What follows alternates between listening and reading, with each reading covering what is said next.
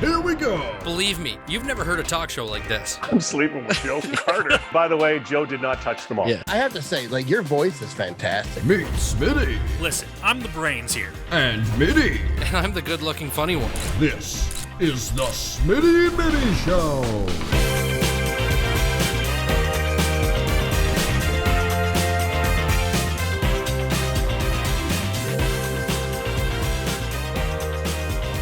Welcome to the Smitty and Middy Show here on RogersTV London. I'm Noah Smith. This is Tyler Middleton. And for those of you who don't know us, we're the co-hosts of the Smitty and Middy Show anywhere you get your podcasts. We love to talk sports. Middy, how long have we been doing this? I don't know, just under a year. A year? And you know what we've done? Just under a year. We have a podcast that's fun. thriving, radio shows that are thriving. Now we are on Rogers Television London. Could not be more excited to be here. We've talked to guys like Ron McLean. We've talked to guys like Dan Schulman. We've talked to guys like Tony Ambrogio, who we're going to bring on later in this episode, just in a little bit, to talk sports and anything more. We're going to remind you that you're going to want to head to our podcast. That's the Smitty Middy Show across all podcast platforms. You're going to hear some old interviews. You're going to be able to see our new interviews. You're going to hear a lot more sports banner. What we're going to do here is basically just show you the guests. You're just going to have guests for the most part here. If you want to hear us talk about sports, we're pretty good at it. I'd like to say we're good at it. We're not bad at it. Pretty good. Then head to the podcast to hear all of our takes this week. Last week was Charlie Montoyo.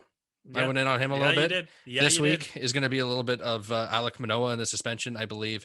This is the sticky gate we always get into. Yeah. There's a lot of stuff we usually get into. So key, you're going to want to go back and listen to that. You're also going to want to find us Smitty Middy Show on Instagram, Facebook, and Twitter, and the Smitty Middy Show on YouTube. Follow all those platforms. A lot of fun stuff there. We are tweeting. We are Instagramming. We are Facebooking. We are YouTubing on a regular basis, trying to keep all of our fans engaged. Twittering. Do you Twitter or do you tweet? You tweet. What is it? The tweet is the thing that you send out to the internet. Yeah, you tweet. You send a tweet. But if you're just browsing Twitter, you're not tweeting. So what are you doing? Are you Twittering? You're stick handling through social media. Stick handling through social media. Anyways, go. What does a bird say? What does a bird say when it's flying? It doesn't say tweet? Twitter. It says tweet. That's what it is. It's but the bird's flying. It's not tweeting. I used to get so good at that. So are you flying through Twitter? Yes, exactly. There you go. We figured it out. Good luck. Twitter, you can have that. That's what I used to get so good at that noise that when we're on, bus rides, I used to play some high level baseball, same as Noah over here. So baseball is our specialty. But I used to get so good at that I could do it at the front of the bus and somebody at the back would check their phone. I loved it. It was my goal of the bus ride. It's always fun to think back. And do you remember when you first got Twitter? I know we're getting off topic, but do you remember when you first got Twitter? It's changed a lot, eh? I feel like it used to be the thing. I was the guy that would sit there and watch the Jays games and tweet about everything, everything that happened, just to try and get Twitter famous. That was the thing. 25 followers lets them know what they're thinking. Exactly. We still do that. Yeah, now I'm doing it to my 75 followers. So make sure you follow Middy_TSMS on Twitter, because that's where I am. What's yours? Noah Smith 016. You don't know. Yeah. He has no idea. If you recognize him, he also does. What did you do? The London Majors. London Majors games as well as the Rockets games. Rockets games. That's not on Rogers, but it's been it doesn't a have blast to be on Rogers, so far. does it? No, it's been a blast so far. And like we said, new guests coming every single week here on our new Friday night time slots here on Rogers TV at 6:30. So we'll bring you those guests. Make sure you check out the podcast for the rest of our sports banter. But without further ado, Middy, let's go on and we'll welcome on our guest for this week here on the Smitty and Middy Show on our TV debut, Mr. Tony Ambrogio, a professor at the College of Sports Media, as well as freelancing with TSN. Tony, thanks for joining us. Noah, Tyler, great to be on. Thank you. It's a pleasure to talk to some old guests. And if you want to learn more about Tony's background, it's an amazing background. Like we said, episode 4, go on, check that out on the podcast, because we're not going to do too much of that now since we've already done it. So plus we want people to go back and listen to the podcast, right? We're driving them back there. But one of our good friends, Freddie Wallace, told me to ask you about your, he told me to ask you about your 1987 CFOS debut at the Terra Fair. And I don't know what that means. He asked me to ask you about it. So I was a pretty young, cocky 21-year-old at the time, and I had a bit of a competitive streak in me. So we're playing softball, a charity softball game, and I took it a bit too seriously. And let me just say that it wasn't pretty, a bit embarrassing. Looking back, I can laugh at it, but you learn a lot from your time you're 21 to the time you're 40 or 51. That's for sure. So that really didn't clear anything up there. You Tony. really happened? didn't talk much there. Yeah. Well, basically, I yelled at my teammates for not running hard or not making catches, poor throws, awful pitches. It was like it was quite the performance. Let me just say that, because I thought this was a serious game, and I was very competitive in my early 20s. So yeah, let's just say it was an ugly side. Everybody knows exactly. that guy, that one guy in slow pitch who shows up in the pants and he's got the batting gloves and he's sprinting out everything. And you're just like, all right, calm down, buddy. I've had a couple beers already and it's the third inning. So, and and it was my first time out with what we called the no stars at the time. So you want to make a good impression. And I took it a bit too far. Had a good time though. The team name No Stars didn't throw it off to you that this might this might not be a not so serious thing. No, it should have, but it didn't.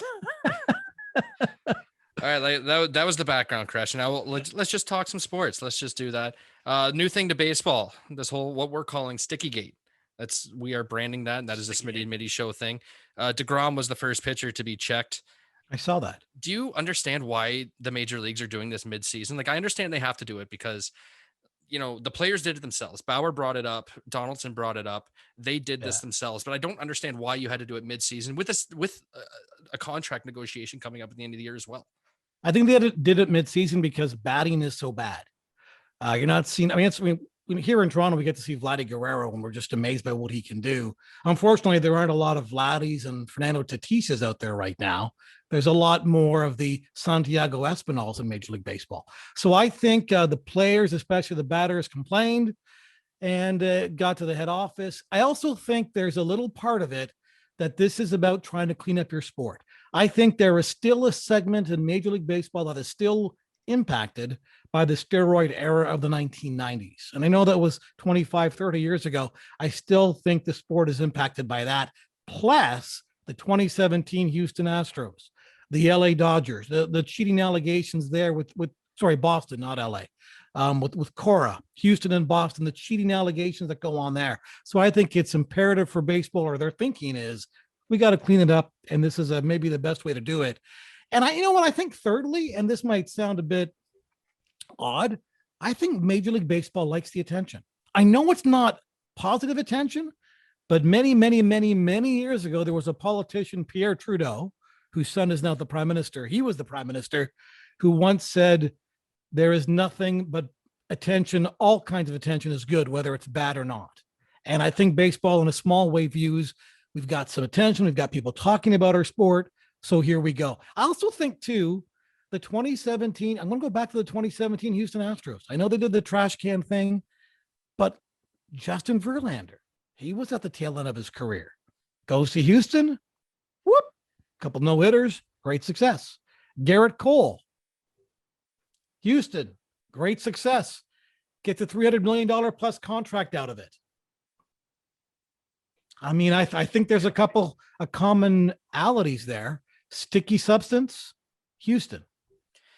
Yeah, and when you look at the fact that none of the players were actually punished for that Astros incident, and now you have players that are potentially going to be punished with the, 10-game suspension, possibly for this sticky stuff. I have no time for the Glasnows or for the Coles that come out and they talk about the sticky stuff and how baseball is hindering them. Look, you cheated. This is against the rules. No matter who knew you were cheating, you knew that you were cheating, and now it's catching up to you, and they're telling you can't do this anymore. So don't cheat. I wasn't around for the steroid era, but I would assume that when they told them not to do steroids, there were players, angry that they were allowing them to do it in the first place, and now taking it away from them. But you get over it. You stop cheating. And now there's suspensions that's going to happen. Like, just stop complaining about it because you were cheating. Yeah. It was ruining the game. It's hopefully going to get better. And you know what? If you're a pitcher, you do what the hitters have done. You've adapted. You found new ways to get better, probably within the rules, maybe not. If you're a pitcher, find new substances that are within the rules to help you get that grip and to help you get that high spin rate, which you've heard so much about. So yeah, just deal with it. One thing I always like to go back to, and I know this is kind of an old adage, but if you're not cheating, you're not trying is something that I really believe in, right? And I believe that if you take away the sticky stuff, they're just going to find something else. Exactly. Right? Exactly. Keep on trying to find an edge, because at the end of the day, you want to win. These guys are all competitors, right? And they're going to try to go out there. They're going to try to find a way to win. I have never met anyone more competitive than a professional athlete. And you know why they got to where they got to, in large part, obviously, due to talent, but also because of their competitive nature.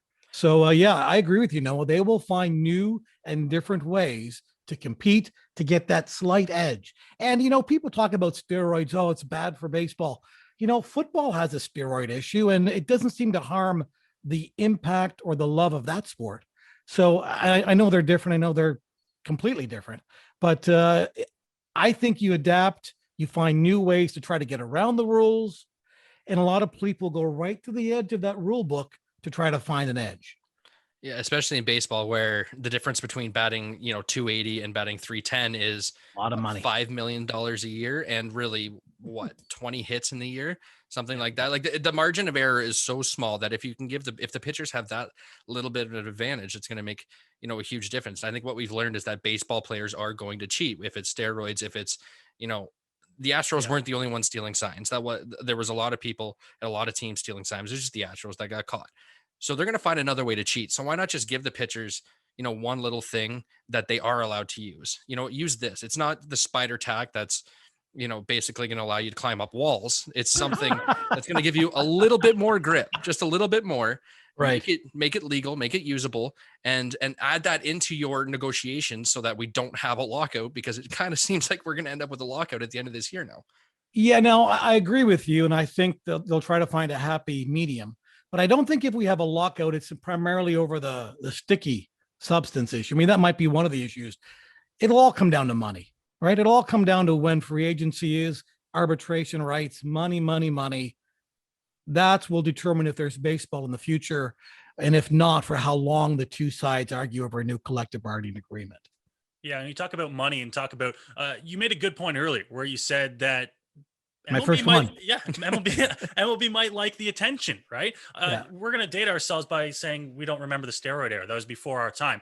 But when you listen to people talk about the steroid era, one of the big things they said is it might have saved baseball, because all eyes were on baseball. All eyes were on the home run races. You look at Bonds, Sosa, McGuire, guys like that. So many people were in the parks watching the TVs. It was probably one of the best things that actually probably could have happened to baseball at the time. But that's kind of the difference. It's not the offense that's getting pushed here. It's the defense. Nobody wants to see DeGrom with a sub-1 ERA. That's not exciting. What's exciting is Barry Bonds hitting baseball 700 feet and then saying he's not on steroids when you look at his pictures from the first year in the league to the last year in the league. That's exciting. Pitching battles are not exciting. You're right about that. And listen, Barry Bonds was a great player pre-steroid controversy and post-steroid controversy. Just a great player either way. But you're right. No runs is not exciting. What have we been talking about in baseball the last couple of years? The shift is killing the game, right? The so many relief pitchers are killing the game. And why are people saying they're killing the game? Because fewer and fewer runs are being scored. And you guys are right. People want to see home runs. People want to see high scoring games. People want to see movement on the base paths. You watch a baseball game today, oftentimes it's a strikeout or a hit or a walk. Nobody steals bases anymore. Very few hit and runs. It's home runs, strikeouts, walks. That's it. And there's not a lot of excitement on the base paths. And I think in part, that's part of the Major League Baseball reasoning why they're so heavily invested in this sticky substance matter. Yeah, a Theo Epstein interview that was done with Bill Simmons. It was an amazing interview on his podcast. Go ahead and listen to it if you have a chance, because it was really good. But he mentioned that, they did a poll to see what fans thought was the most exciting play in baseball. And it wasn't home runs. It wasn't strikeouts. It was triples and steals. Those were the most exciting plays that fans thought in baseball. So they're trying to add that in. Another thing they came up with was, how long do you think, and I'll ask you it, how long do you think it goes between balls in play in baseball? So, wow, that's a great question. Huh. Probably, honestly, 10 minutes? A couple minutes. 10, it might be upwards of 10 minutes, depending on what happens. From what he said, it averages 4.5 minutes. 4.5. Wow. And when you look at how long, kids and young adults can keep their attention, 4.5 minutes, unless you're a diehard baseball fan, that is a long time to stay away from your phone. Yeah, absolutely. And this is also about making sure your TV providers are happy, right? Because they pay big money for the rights, whether it's ESPN or Fox or whatever. They want people to watch the games. They want people to watch their TV stations. So you have to do something to appease them as well. So there's a multitude number of reasons why I think baseball is looking for more offense in the game today. Yeah, I mean, it just goes back to people are always going to find something else to do if they're not entertained, especially today when there is no shortage of things for people to consume in terms of media, in terms of sports as well. We want to kind of switch pace up a little bit here, move over and talk about the Olympics, because the Olympics are coming up this summer. It's official. They're going to happen. There's going to be some fans now in the stands. So we've learned this past week. And it's interesting to us because we were actually talking before we came on. Is it still the 2020 Olympics in 2021? Is that how they're going to brand it? If you win a gold, do you win a 2020 gold? Correct. Well, it's like Euro, right? It's Euro 2020, although it's in 2021. Same thing for the Olympics. So I'm going to be really fascinated to see how it projects on TV. I think one of the reasons why we like watching the Olympics, and the thing with the Olympics, it appeases to so many different ages, right? My mom, my aunt, my uncles, the grandkids, they love watching the Olympics, and they like it because of the stories, right? But if you're going to have fewer people in the seats, fewer family members in the seats, when the 17-year-old swimmer wins gold from Portugal, you won't see that reaction from the family, which is so compelling. You might still get the background story, but you won't get that reaction from the families because they may not be at the Olympics. So I'll be really intrigued to see how the Olympics are still able to tug at the heartstrings, which is what they're so good at, and which is what NBC is so good at on the US side of things. To me, that'll be one of the interesting things to watch. I'm also going to be intrigued to see how many athletes decide not to go. And of the athletes that don't go, in part because of COVID, how many of them will be the high profile athletes that were projected to possibly win a medal? Those are a couple of things that I'll be really intrigued with the Olympics coming up.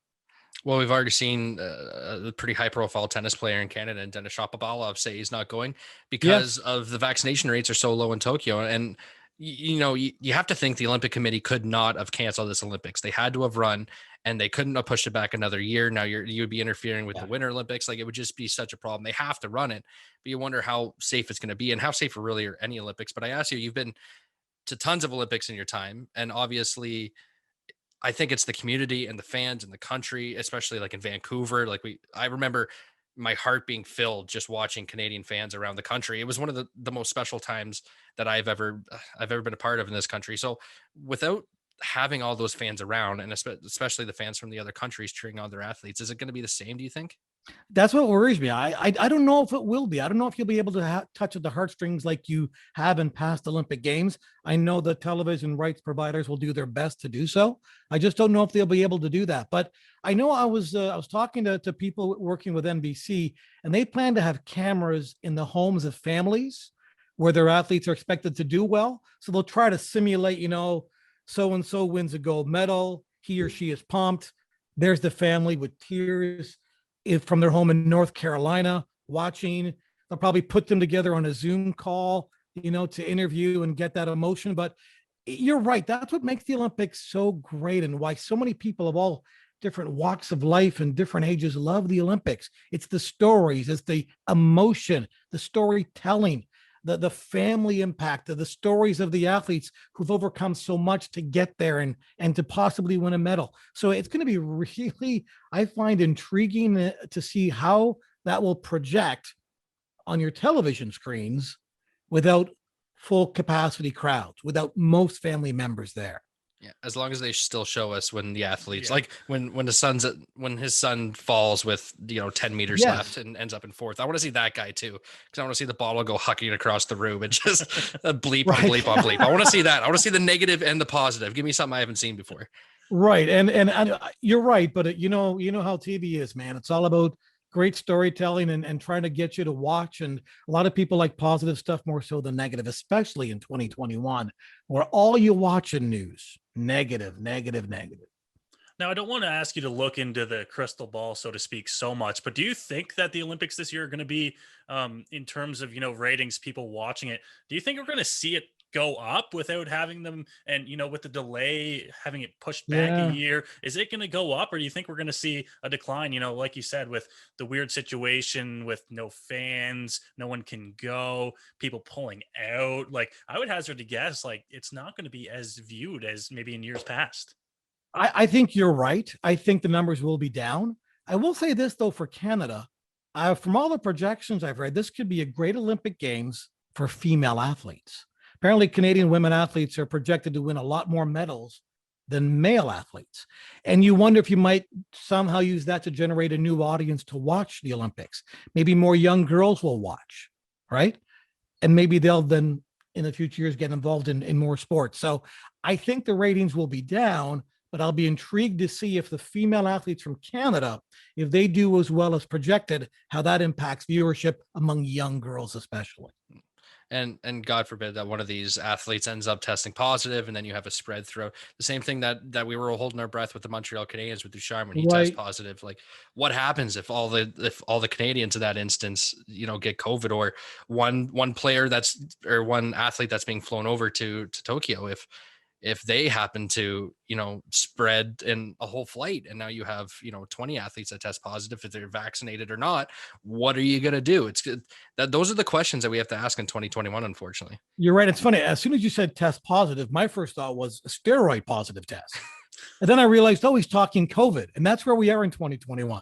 We're more worried about a positive COVID test than a positive steroid test at the Olympics. From what I understand, guys, that the athletes, and I know this about the American athletes anyway, they're going to go to Hawaii and they're going to be quarantining for 2 weeks, maybe 10 days, before they then complete the trip to Japan as a way to hopefully curb any COVID spread. But you're right. That's going to be, unfortunately, something we'll be watching. And as much as I've loved watching the NHL playoffs, I'm not counting my fingers that they're done until the very last game, because we could have a COVID outbreak at any moment. I mean, Dominic Ducharme was twice vaccinated, and he still tested positive for COVID. Yeah, it's such a. I think he was 6 days out from his 2 weeks after. Yeah, true. So we brought that up last week on our podcast, and I think, but still, it makes you wonder, right? You guys are seeing guys get tested positive, and it kind of worries you that it could still be a thing. But obviously, he was in good health.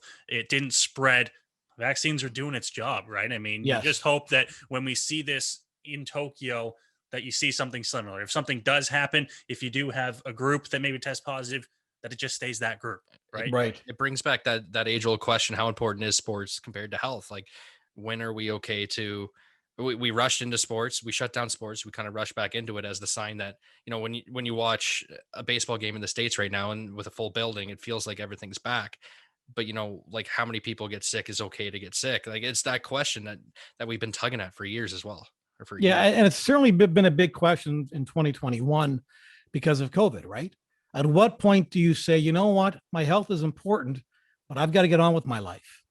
And I don't have the answer to that. I trust the scientists, I trust the doctors, but I will say, guys, whenever I watch a ball game in the US, I go, does COVID no longer exist? Am I missing something here? It's remarkable, like basketball games, hockey games in Vegas and Tampa. I go, what am I missing here? The crowds. But I'm going to assume, and maybe it's a bad assumption on my part, that most people have been double vaccinated, that they probably passed COVID tests or of some kind to get into the building. So you just hope we don't have a super spreader event at any professional sporting event. And from what I understand, that hasn't happened to this point. Yeah, and certainly, like you said, we're hoping, but there's part of me that still has my little bit of I don't think so. Right. Anyways, Tony, listen, thanks for joining us. It's been a pleasure to have you back on, get to talk to you again, get to talk sports, and I'm certain this won't be the last time we have you on the show. So thank you again, Tony Ambrogio. My pleasure. Anytime, guys. Enjoyed it. Thank you. Thanks, Tony. That was Tony Ambrogio, College of Sports Media professor, as well as freelancing with TSN Sports. Tony, thanks for hopping on. If you didn't catch it there, Tony was on episode 4 of the Smitty and Middy Show. Go back and listen to any of the Smitty and Middy Show podcasts anywhere you get your podcast, as well as follow us on social media at Smitty Middy Show. Facebook, Twitter, and Instagram is where you can kind of stay up to date on everything we're doing. And make sure you follow me, Middy TSMS on Twitter. One of the best Twitter follows you're going to have. I'm telling you, you're not going to be disappointed. I expect a 10-person jump once this airs on Friday. That's being awfully generous. 10 people? Yeah. I expect there's 10 people here that are willing to follow me. No, siree. I don't think so. Last week we had on a London Majors connection, so you're going to want to go back and check that out as well. I want to address the elephant in the room, if you will, and that is the room in general. You talk about yourself? That is the room in general. We had blankets up. This was our studio. And last week, somebody in this room, I'm not going to say who it is, but it wasn't me, and it's somebody on camera, said they were going to take down all the blankets, drywall this room, make it really nice for us, have a really nice studio. And all he did was take it down, drywall it, put the blankets back up. So eventually we're going to have it painted. It's going to look a lot better in here. We got some jerseys to go up. We got some fun things to go on the wall. It doesn't look bad now. I feel disappointed. It's a work in progress. When you work full time, you don't have all the time in the world to just do these things. You were off. That's why 2 days. Did it. I was off 2 days. But if you didn't have time, why take the blankets down and try to do it in the first place? You don't understand construction. You don't understand construction. I do. I put up these walls. Your dad put up these walls. No, I put up these walls. You watched. I did all the tough work. He's also colorblind, just so everyone knows out there. I want to address that too, because I asked him what paint he got. He said, So I didn't pick it. If we have pink paint gray? on the wall, It's green gray. paint. You have no idea if it's gray. That's my point. It's called like salesman's gray or something like that. I guess it does say it on the can. That would probably, Mhm. if you were smart, you would read the can. That is the easy way around being colorblind. Just read the cans, read the pencil crayons. So why don't you get I those learned the hard way. glasses? Why don't you get those colorblind glasses? Don't want them. Doesn't interest me. So you're just doubling down on this thing? I already have glasses on. Why do I want to put on 2 pairs? Can you not build them into the glasses you're already wearing? Probably. I don't got that kind of money. What are you missing? You have Smitty Middy show money.